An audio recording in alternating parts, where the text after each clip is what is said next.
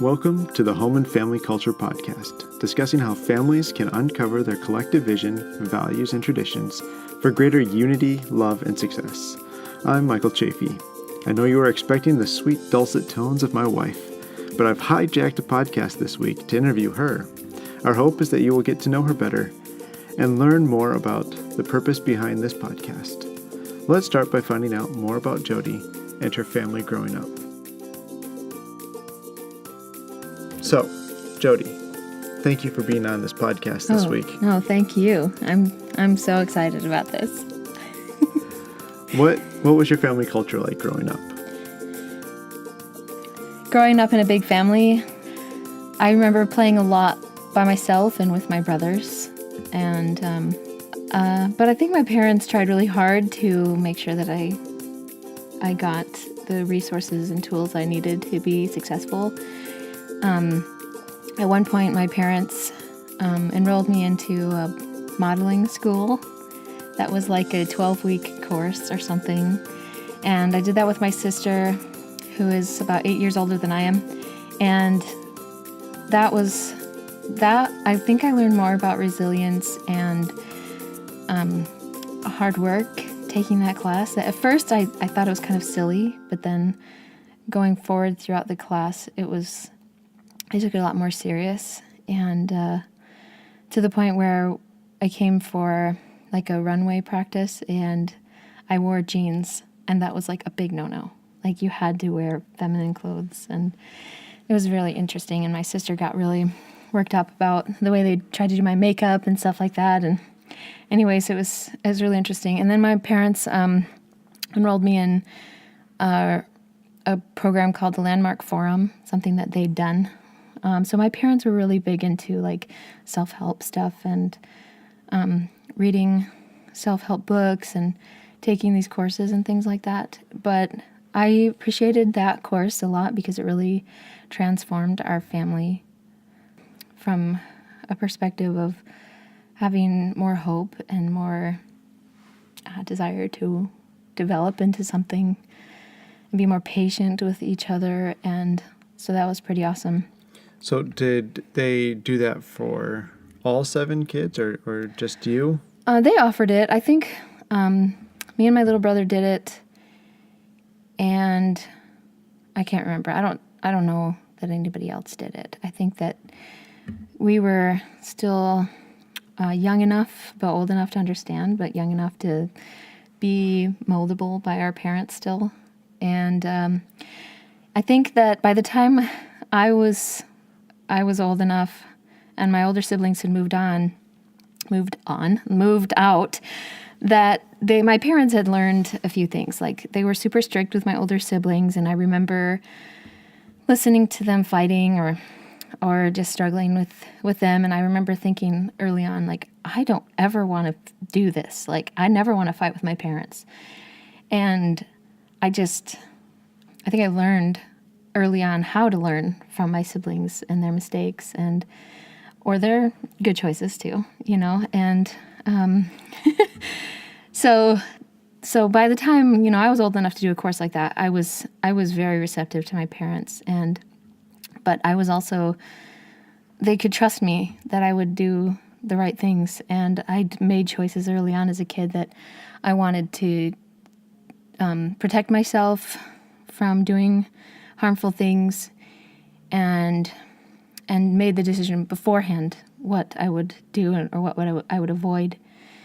And so, so I was able to do the course just because I was willing and I was receptive to taking the course. Okay. So how did that culture growing up, how has that shaped who you've become now, and how has that helped to shape the vision that you see for our family? Well, it definitely shaped me to be more of to ask questions and not just settle for the way things are.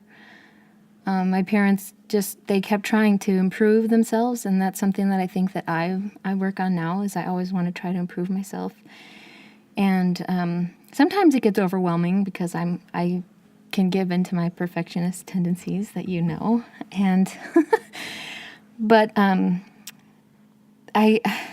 think that because of the way my parents, by the time I was old enough, they loosened up quite a bit, and I saw that they were learning and that they were becoming more patient and tolerant and kind and loving, and my parents became really powerful examples to me of even Christ-like love and sacrifice, and so that has definitely translated into who I've become, because they resemble to me what Christ-like love and grace would look like, and so they're very patient, very just good to me, and they've always been able to be there for me, to comfort me and struggle with me, and I remember endless nights of just being able to openly talk to them about anything, and I hope to be able to have that kind of a relationship with our kids,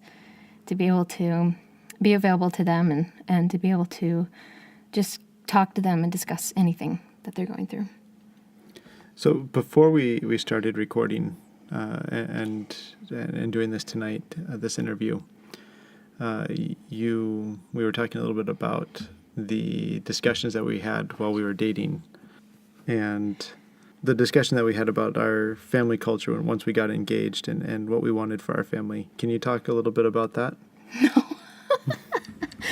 I just remember that we sat down and we talked about it. And I just remember that when we were talking about it, we had very similar ideas and very similar perspective about what we wanted. And we just had very similar goals. And I think that was something that made it so much easier to love you and want to have a family with you. And that was always for me, it kind of became a foundation of knowing that because we had similar views about things, that it was easy to talk to you and be able to work out the dreams that we have had. Okay. So that being said, what type of culture are you trying to establish for our family? Are we trying to establish for our family? Honestly, I think that it grows and changes all the time. I wish that we could be the type of family that has a solid mission statement. But for me, it's always just come down to establishing traditions. And so that's why trying to have family meetings every week and going on dates, mommy dates and daddy dates with the kids each week, and just trying to establish a culture of tradition and good memories that, each week or every other week we try to go on field trips or, have a plan for doing trips or doing fun things together, so that we're creating those memories and cultivating the traditions that will help to glue us together, and also just having a culture of love and patience for one another. That's part of the reasons, one of the many reasons why I homeschool is that I want our kids to have a good relationship with each other, and so far I think it's working. Okay, that was my next question. How are we doing?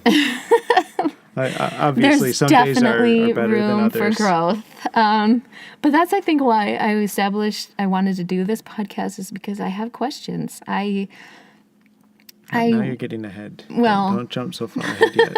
Okay, go ahead and ask the next question.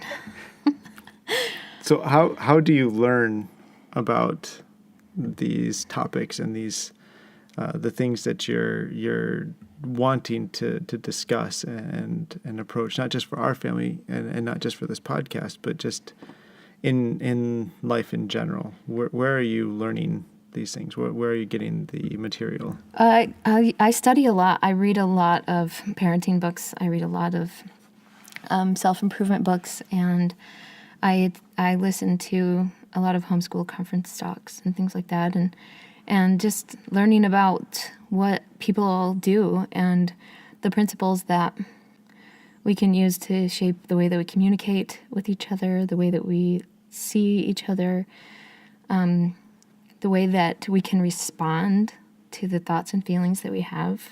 I just read a lot. And so that's, I guess, what inspired me.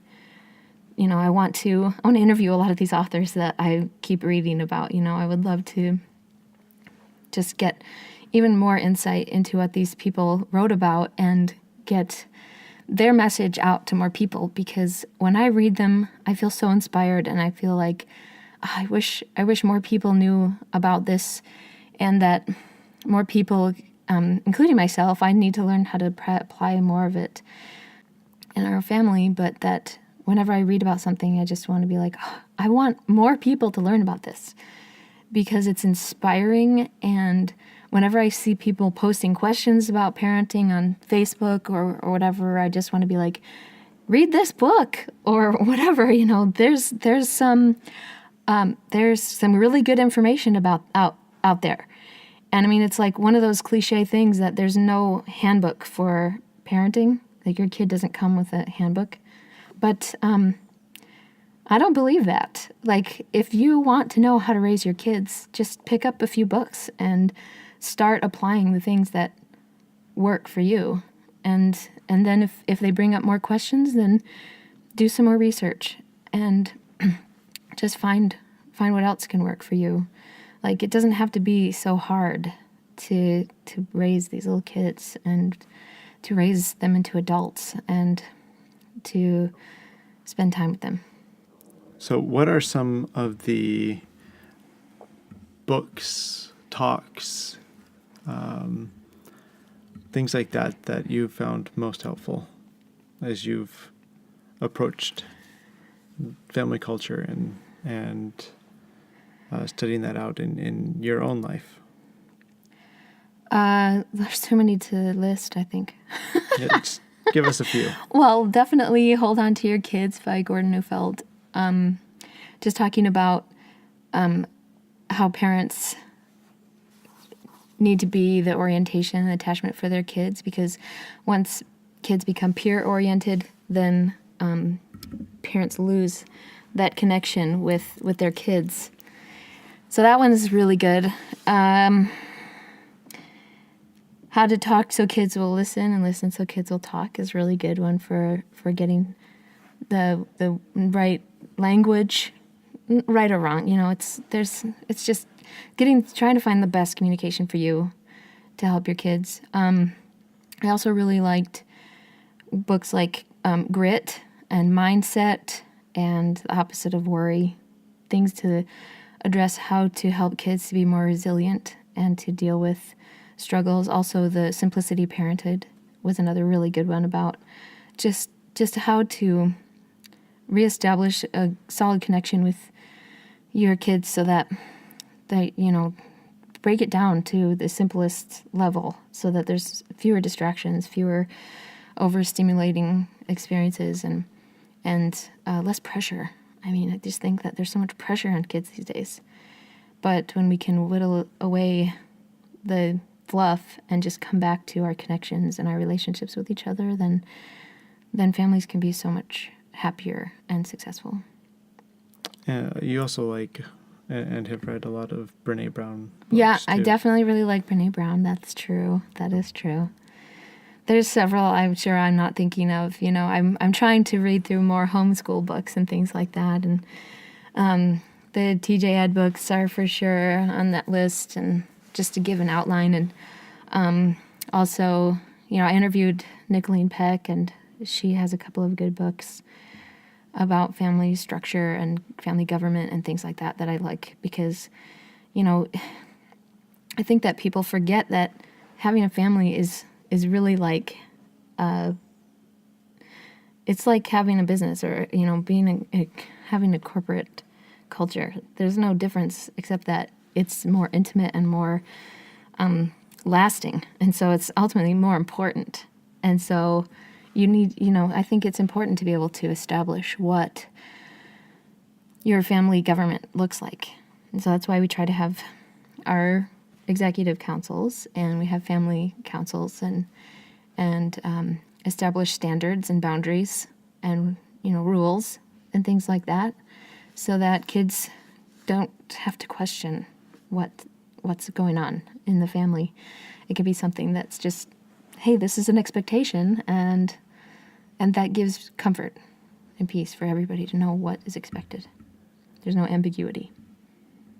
Now I'll add 2 notes to that, and that's if the first one is that if Jody could have a dream guest on the podcast, Brene Brown would probably be at the top of that list. Yeah.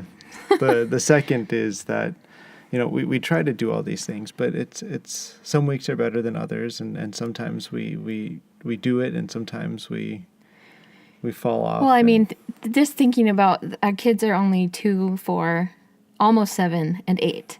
I mean, we try to sit down and have family meeting, and they are like bouncing off the walls. I mean, it's just like, man, are they ever going to pay attention to us? But I mean, there was this time, you remember this, out at BYU, Elder Bednar, David A. Bednar, he came and he spoke. And he talked about the importance of the now moments, that they all add up. He talked about how, he's an apostle now, a very prominent leader in the LDS Church. But when he was raising his kids, I think he had 4 boys, 3 boys? 3 boys. 3 boys. And they would trying to have family scripture every morning, and they would be whining and bickering and poking and slunking their heads over the side of the couch and putting their feet up over the top, and those all of those moments individually were like, this is so pointless almost, but all of his kids grew up remembering that they always read their scriptures as a family, and that all of those now moments added up to a lifetime of a tradition, of a culture, and an identity that they had as a family. And so it wasn't so much the content of what happened; it was the tradition. It was the fact that they did it. Yeah, even that it actually even though happened. I didn't. And I remember that because I remember he said that not one of their boys remember anything that was taught or read during those times. But what they do remember is that they did it, and that they did it together. Yeah. So now we can go back to what you started talking about earlier, and that's, why did you start this podcast? What do you hope for it? Well, I felt inspired to do this. I mean, like I've said before, that I had that experience on my mission in Hawaii, that there was an interracial couple that was having really severe conflict. And I mean, they were newlyweds, but it was like somebody had actually reprimanded them for having an intercultural marriage.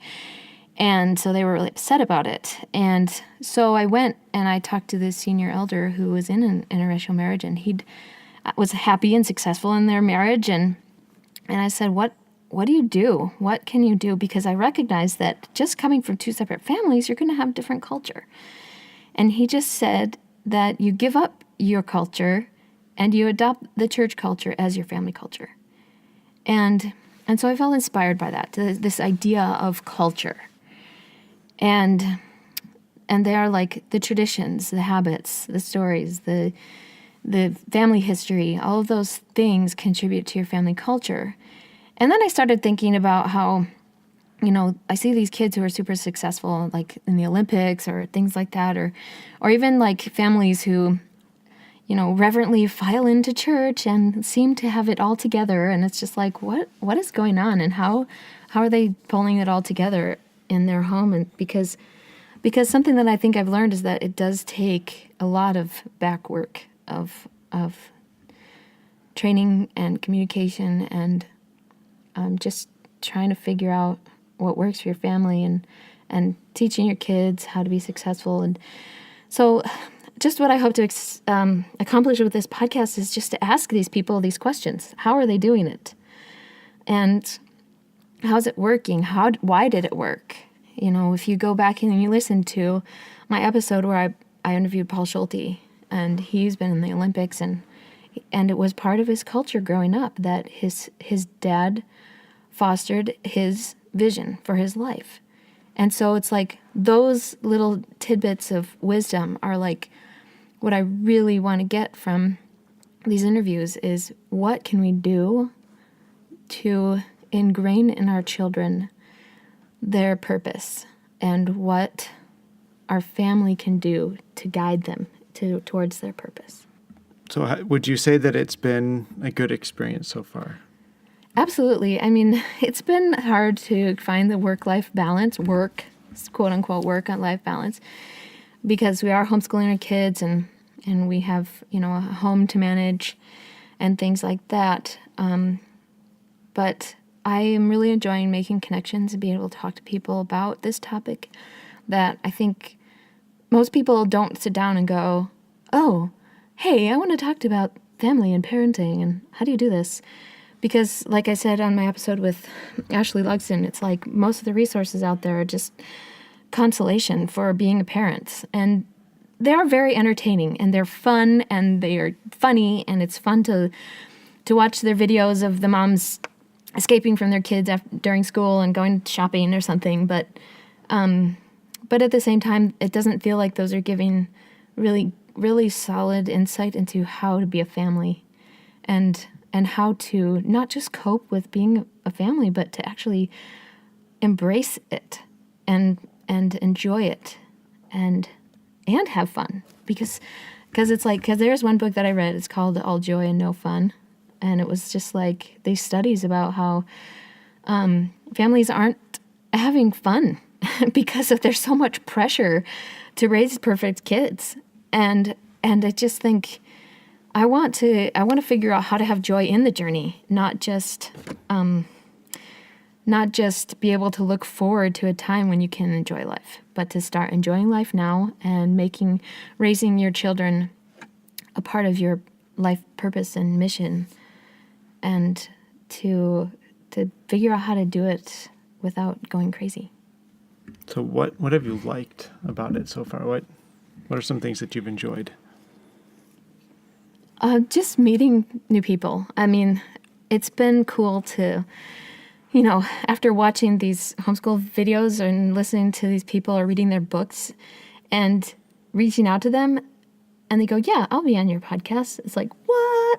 You crazy? Like, that's so cool. And it's a little bit intimidating sometimes because I'm just like, no way this person would ever want to talk to me because I'm just an ordinary person. But at the same time, like, I really want to use this platform to get their message out and hopefully, find a way that my message from what's inside of my heart to get that out as well. And I'm really learning about the process of creation, that to be able to create something that's mine and to visualize it and see it through to creation is very fulfilling.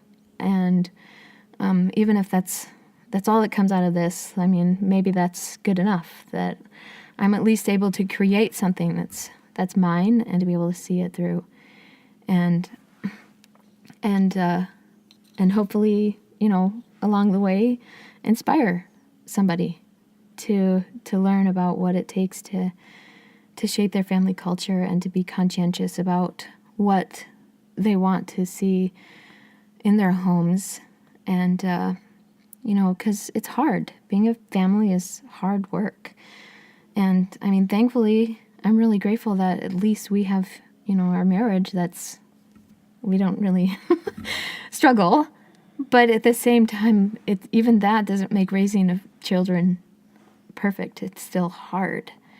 And so that's what Four kids with four very unique personalities. Very unique personalities and wild and crazy. And they're delightful, but it's hard too.